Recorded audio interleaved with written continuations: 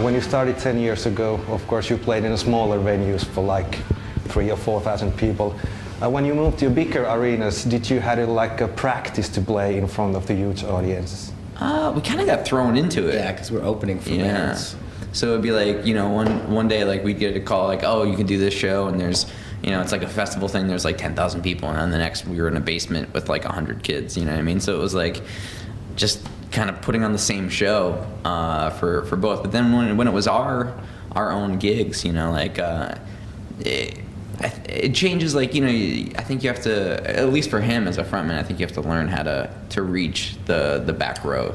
Yeah, I think everybody on stage learned how to connect with everybody, to make sure you're not just looking at what you're used to looking at a club or a theater. You're now looking to that person that may not have the best seats, and so you want them to feel like they're down in front. So I think everybody got really good at that. I remember a funny story you told about JJ Friends from Twisted Sister. Oh yeah. He gave you some advice for playing. Yeah, what was it? He said that very thing, because we had been doing parade in these arenas and we're still figuring it out. And he said, man, I was in like the 110s and I kept saying, man, look over here, look at me, And he was right, and I was like, that's really good advice, because they've played, everything from, clubs to giant festivals to arenas, and they've done it all too. So it's like, it was cool to hear that. He was there with his kids, and he was kind of like, oh, you didn't really look over at all.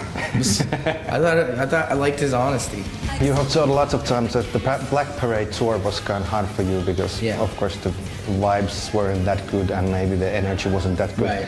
Did you learn something from that tour? Because obviously you guys are enjoying yourself right now. Right.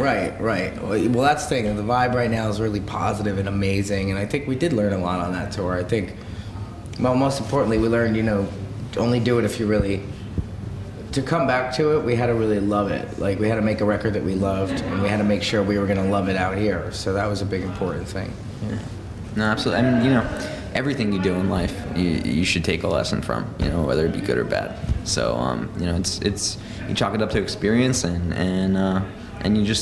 you learn how to do it better the next time around. And like you said, we're loving what we're doing now. I mean, just the material and really taking a step back and looking at the scope of what the band has done over the past 10 years. It's pretty awesome to play some of those early songs mashed up against some of the new stuff. Yeah.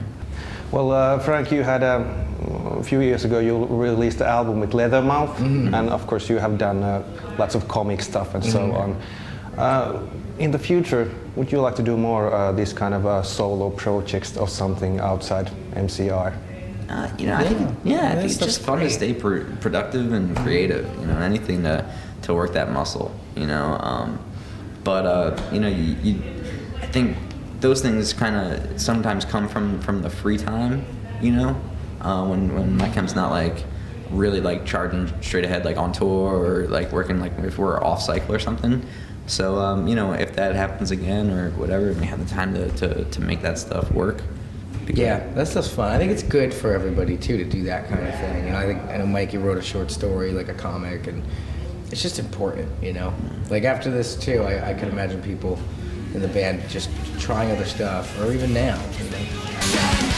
All of you guys are married right now, so there's no use for meeting girls on the road and stuff like that. There never was. That's actually the funny part. Yeah. But you said that you have given rock bands a bad name because of that, because you have never done any stuff like that. Absolutely. I've let's just say, without mentioning names, I've sensed frustration or tension around certain kinds of bands because we don't play that kind of game. We've just never been that kind of band, and I think we're a bummer to those kind of bands because we represent kind of the direct opposite, which is respecting women and not objectifying them, and not basically starting a rock band to get laid, and so that's frustrating for some people. We take the high road, and some people don't like that. So.